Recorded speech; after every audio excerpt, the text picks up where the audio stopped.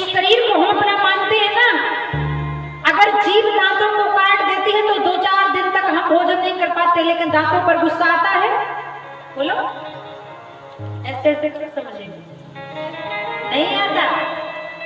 अब कोई बाहर वाला आए कहे भैया कि दांतों का तो तुम्हारे हमेशा का काम है, जब देखो जब तुम्हारी जीभ को काट देते हैं, बेचारी नन्ही सी अबला सी ये जीभ, कोमल सी जीभ, ये कड़े कड़े दांत तुम्हारे हमेशा जीभ को काट देते हैं, निकाल फेंको दांतों को बाहर। तो क्या तुम दांतों को तोड़ के फेंक देते हो? बताओ, फेंकते हो? आप ये समझते हो ना कि जितना कष्ट जीभ को हो रहा है, जब मैं दांत तोड़ूंगा तो उतना कष्ट मुझे ही होगा। जब जीभ को लगा तो मुझे कष्ट हुआ, जब दांत तोड़ूंगा तो मुझे कष्ट होगा, कुछ करूंगा तो कष्ट मुझे ही होगा। कहने का तात्पर्य, जैसे शरीर को अपना मानते हो ना, वैसे जगत को अपना मानो। हर जीव में नारायण का दर्शन करो, क्योंकि हर जीव में नारायण है, हर पत्ते में नारायण, हर वृक्ष में नारायण, हर चीटा में, हर चीटी में, शूद्र में, क्षत्रिय में, वैश्य में, ब्राह्मण में, सब में जीव में परमात्मा समाया है।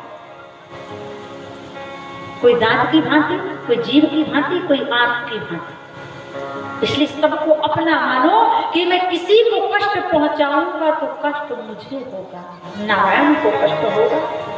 और ऐसे भाव आएंगे, हे मां, अपने आप भगवान में मन लगने लगेगा। सुंदर सा प्रकल्प, हे मां, मान सम्मान का भाव छोड़ दो।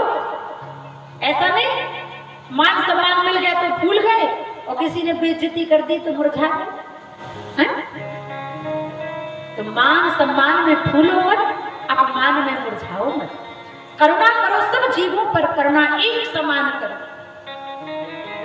संसार को कृष्णमय देखो और किसी महात्मा की शरण में ले लो मां, तब ये मन भगवान में लगने लगेगा। ऐसा ज्ञान हुआ माता देवहूति को कि बैठे ही बैठे कृष्ण में लीन हो गई। बोलो देवहूति मैया की। अब महाराज की दूसरी बेटी का जन्म, आकृति का विवाह कर दिया ऋषि प्रजापति के साथ। उनका एक बेटा हुआ, साक्षात नारायण का अवतार, जिसका नाम नारायण, जिनका नाम सुयज्ञ रखा गया। अब तीसरी बेटी महाराज मनु की, जिनका नाम प्रसूति, उनका विवाह कर दिया दक्ष प्रजापति के साथ। अब उनको भी कन्याएं हुई कितनी? 16। आजकल एक हो जाती है तो घबरा जाते हैं। आजकल पहले था हम दो हमारे दो, तो अब हो गया हम दो हमारा एक। लेकिन अभी सरकार ने एक योजना निकाली है, जो 4 बच्चे करेगा उसको 4 लाख रुपए मिलेंगे। बोलो राधे राधे। अच्छा ध्यान दें, पैसे के पीछे नहीं पड़ना है। बोलो राधे राधे। 4 लाख तो यूं खत्म हो जाएंगे, लेकिन पालन पोषण महंगा पड़ जाएगा। बोलो वृंदावन बिहारी लाल की। अच्छा देखो, एक जो माँ होती है ना, अपने बच्चे को हृदय से प्रेम करती है, और जो पिता होता है,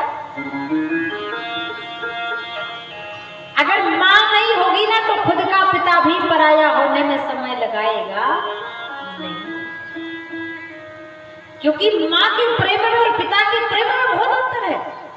माँ प्रेम करती है हृदय से, और पिता प्रेम करता है बाहरी मन से। अच्छा ध्यान देना, पिता ड्यूटी जा रहा है, बढ़िया टाई पहना, कोट पहना, बेल्ट लगाया, परफ्यूम लगा के तैयार है जाने के लिए ऑफिस। अब बेटा आ गया, आंख में काजल फैला है, सिर में धूल लगी है, हाथ में कचड़ा लगा है, और कहे डैडी डैडी, पिताजी गोद ले लो। तो पिता क्या कहता है? जाओ जाओ जाओ, अभी जाओ, मम्मा के पास जाओ, मम्मी के पास जाओ, माता के पास जाओ, अच्छे स्वच्छ होके आना, सुंदर वस्त्र पहन कर आना, फिर गोद ले लेंगे। वही बेटा, माँ किसी शादी के फंक्शन में जा रही होगी, वही बेटा जाएगा, आंख में काजल फैला है, सर में धूल भरी है, हाथों में कीचड़ लगा है, और माँ के पास जाएगा ना तो भले माँ 10,000 की साड़ी पहनी होगी, पहले तो पल्लू से अपने बेटे का काजल पोंछेगी, धूल साफ करेगी, कीचड़ साफ करेगी, गोदी में ले लेगी, राजा बेटा बना देगी। तो जब राजा बेटा बन जाएगा तब पिताजी कहेंगे आजा मेरा बेटा, गोद ले लूं। तो जब गंदा था तब नहीं अच्छा लगा, जब स्वच्छ हो गया तो अच्छा लग गया। ठीक है, माँ के प्रेम का कोई मीटर ही नहीं बना कि माँ की ममता को नाप सकता है। तो माँ अपने बच्चे से दिल से प्रेम करती है, मरते मरते दिल से प्रेम करती है। चाहे बेटा उत्पाती हो, आतंकवादी हो, पापी हो, चाहे कितना भी क्रूर हो, माँ अपने पुत्र से मोह कभी नहीं छोड़ा। और पत्नी में और माँ में भी थोड़ा सा अंतर है। बेटा खेत से आएगा हारा थका, तो माँ बेटे के पेट को देखेगी, ये भूखा है कि प्यासा है। बेटा जब बाहर से आता है तो माँ देखती है बेटे के पेट को, भूखा तो नहीं।